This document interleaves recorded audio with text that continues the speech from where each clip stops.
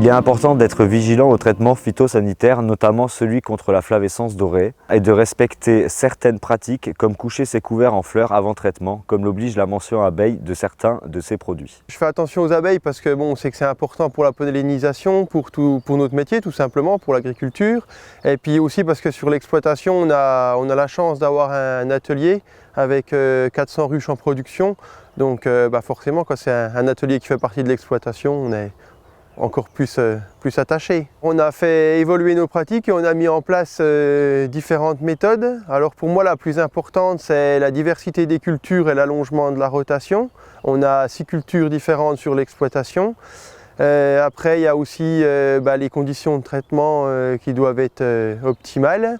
Après, on a le travail du sol, les dates de semis, toutes ces méthodes qui sont importantes pour la production de nos cultures. On a réintroduit la culture du tournesol pour justement avoir une production de pollen pour les abeilles sur la période d'été. Sur la partie colza, c'est la culture où on a fait le plus évoluer nos pratiques.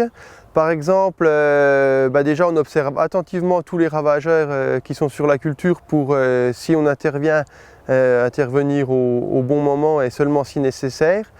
Et aussi on a des pratiques différentes, par exemple pour les méligettes, où on a introduit 10% d'une variété plus précoce.